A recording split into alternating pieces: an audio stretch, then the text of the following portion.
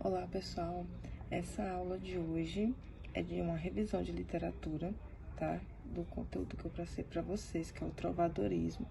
Foi um conteúdo que a gente não conseguiu iniciar em sala, mas eu vou estar aqui com essa alternativa, novamente focando aqui no conteúdo para passar para vocês.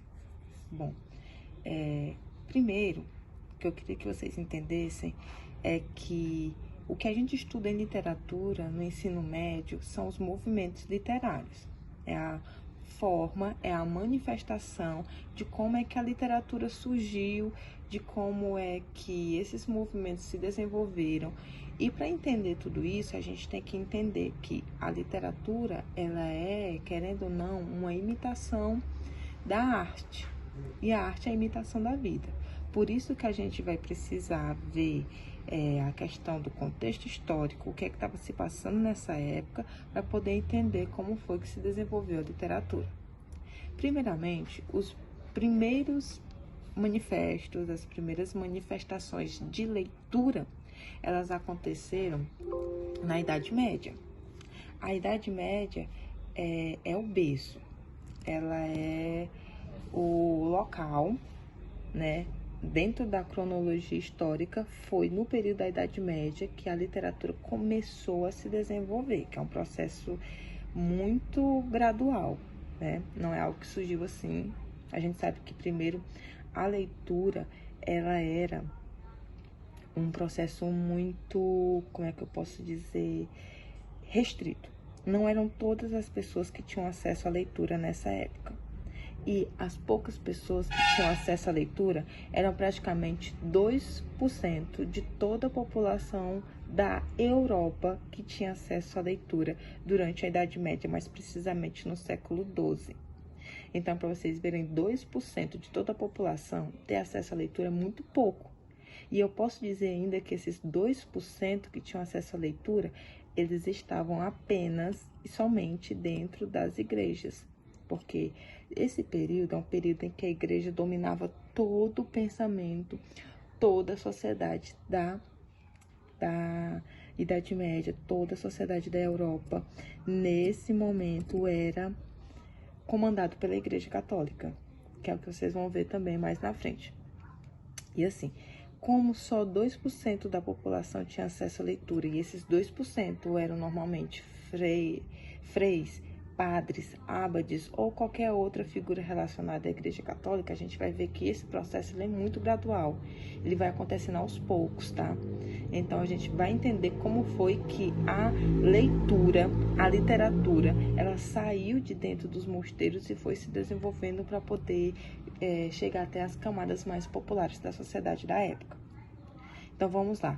O movimento chama-se, como vocês podem ver aqui, trovadorismo. Eu vou explicar por quê. Primeiro, porque, olha aqui essa imagem. A literatura, como eu disse, ela era muito restrita, não era todo mundo que tinha acesso. Daí, a maneira como ela foi popularizada foi através da música.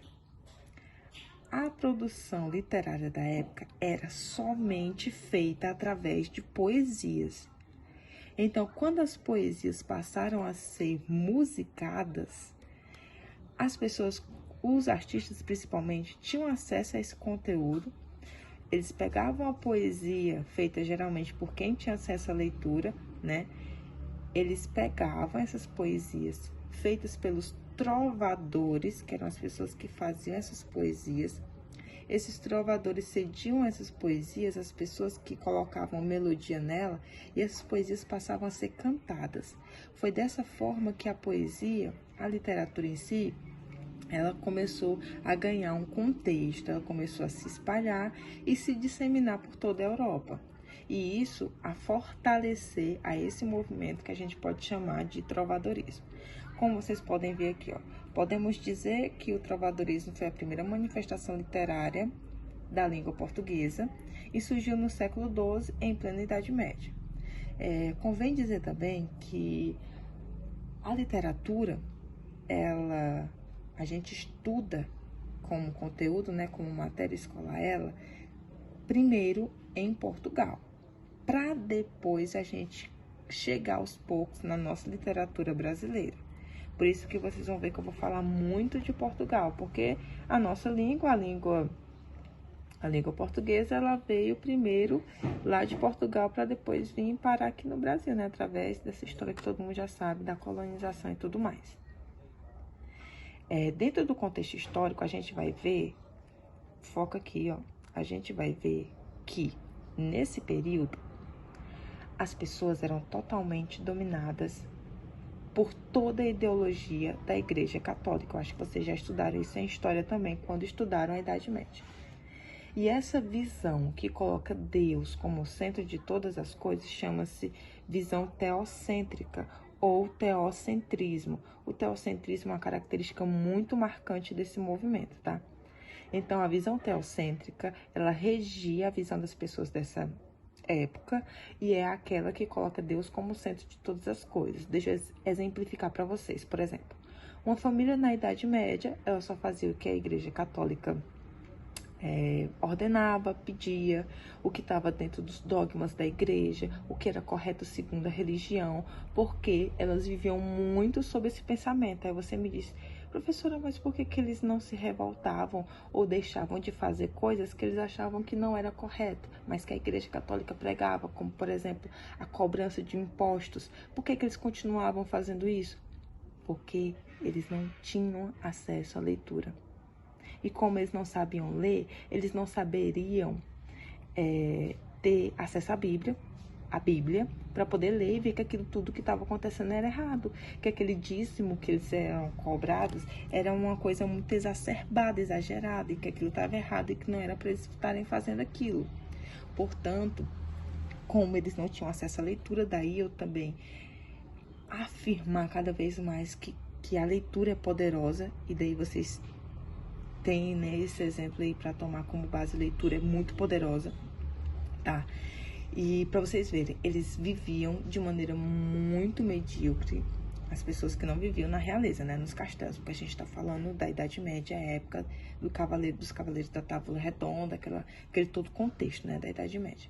Então, as pessoas que viviam vida medíocre, geralmente ainda tinham que compartilhar da sua renda com os impostos que eram dados à Igreja Católica, né, que era cobrado de maneira bem rigorosa.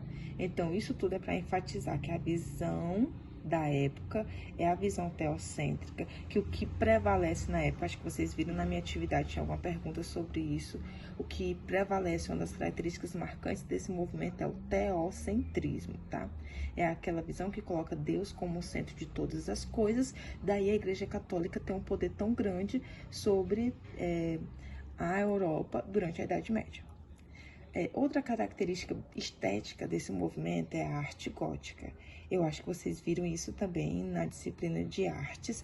E a arte gótica é aquela arte que reflete esse sentimento de colocar Deus como centro de todas as coisas. Daí, as igrejas que vocês puderem ver, as catedrais construídas durante o período da arte gótica, elas eram feitas com colunas e abóbadas, todas com o estilo, com aquela parede, como se você olhasse para a parede, parece que ela não está rebocada, está só no cimento, com aquela cor acinzentada, com vitrais, que é uma característica da arte gótica, com passagens bíblicas muito pintadas na igreja. A gente pode até lembrar aqui da Basílica, tem umas passagens bíblicas que são pintadas bem nas abóbadas da igreja e também nas colunas, né? Isso é para enfatizar cada vez mais a visão teocêntrica.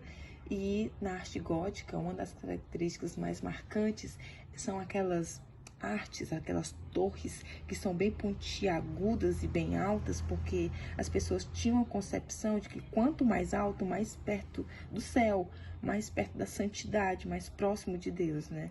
Então, eu tenho essas duas características, e para finalizar, essa outra característica que é o feudalismo. O que é o feudalismo? Acho que vocês também já estudaram história. O feudalismo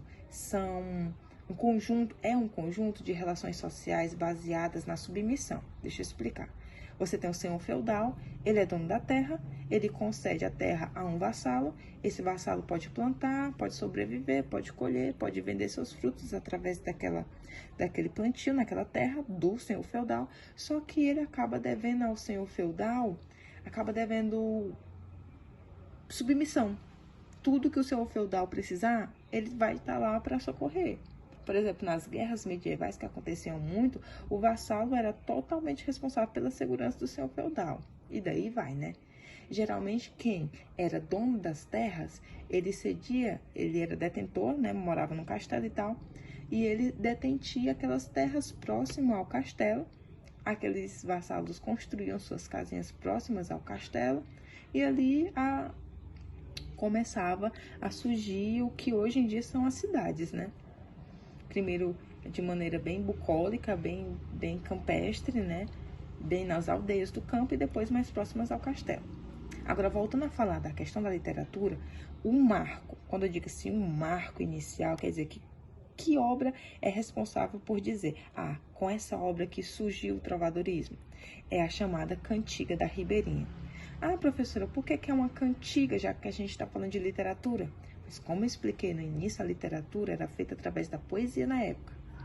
E a poesia era musicada. Por quê? Para que as pessoas pudessem ter acesso a essa poesia, já que apenas 2% da população da Europa sabia ler e escrever.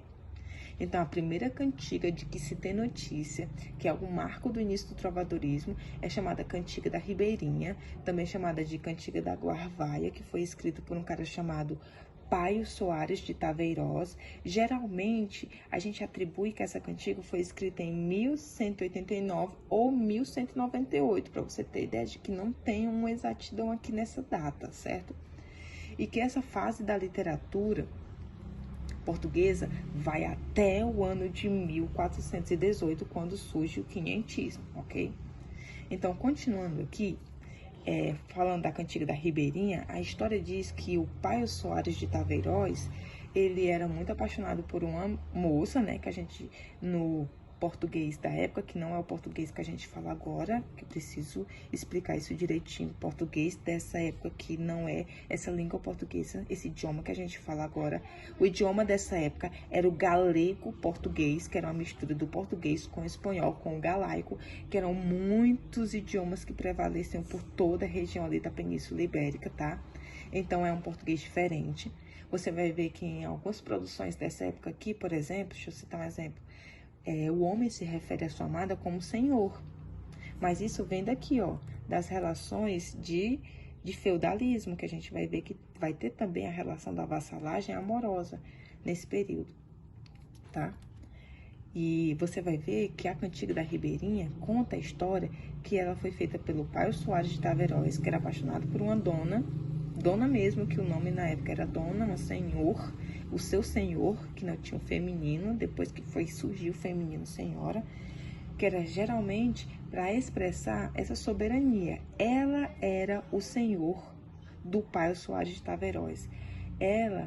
Ele então prostrava-se submisso a ela, tá? Aqui eu coloquei também essa imagem bem trovadoresca para mostrar que a produção literária era composta pela pessoa que fazia a poesia e pelo aquele que colocava a melodia nela, tá?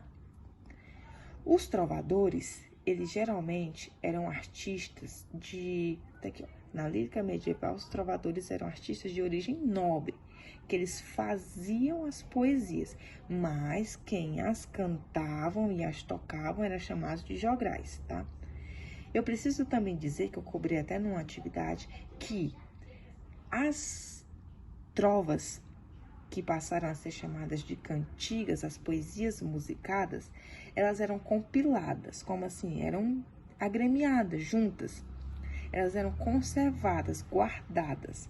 E o material, o acervo onde elas eram guardadas, eram chamados de cancioneiros.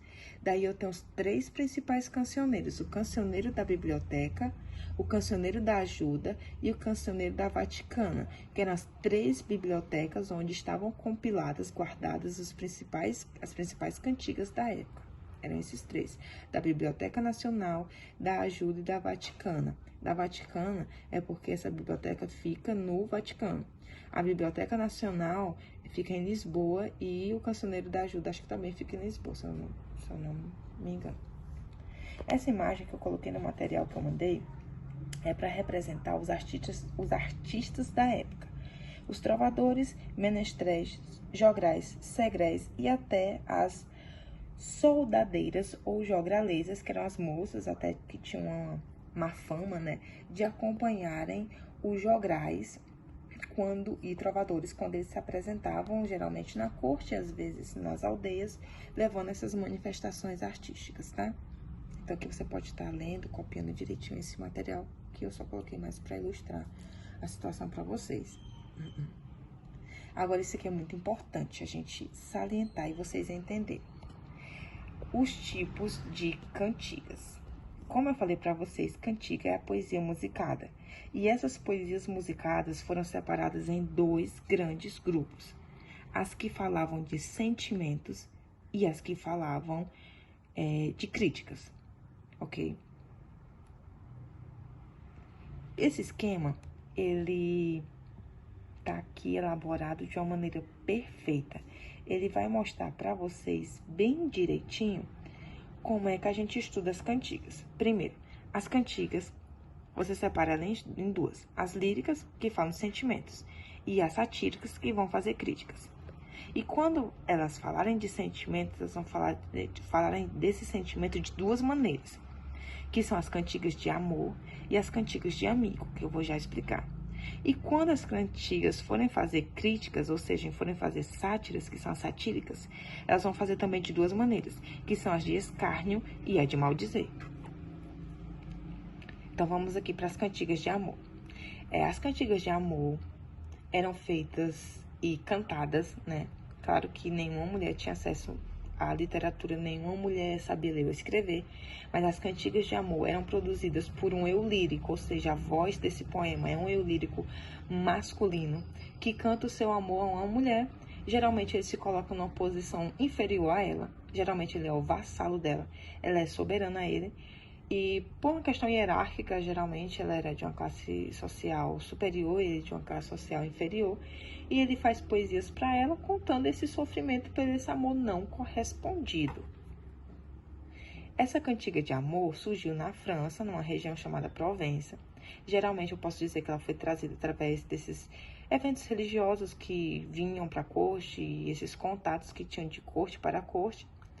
Tratam geralmente de um relacionamento amoroso em que o trovador canta o seu amor a uma dama, normalmente de posição superior e inatingível, que foi o que eu falei, tá? E você vai ver uma relação de servidão e o eu lírico é masculino. Essas são as principais características da cantiga de amor. Aqui eu tenho um exemplo de cantiga de amor, que você pode estar acompanhando o seu material. E aqui a cantiga de amigo. Na cantiga de amigo já é o oposto. Quem canta, quem é dono do sentimento, aliás, dona do sentimento, é uma mulher. Ela não faz a poesia porque ela não sabe ler ou escrever, mas ela é dona do sentimento porque ela,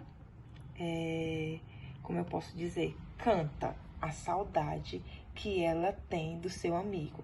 E a primeira coisa que eu tenho que dizer é que o significado da palavra amigo aqui no século XII, na Europa, é namorado, tá? E eu coloquei esse material aqui, essa tabela que tá muito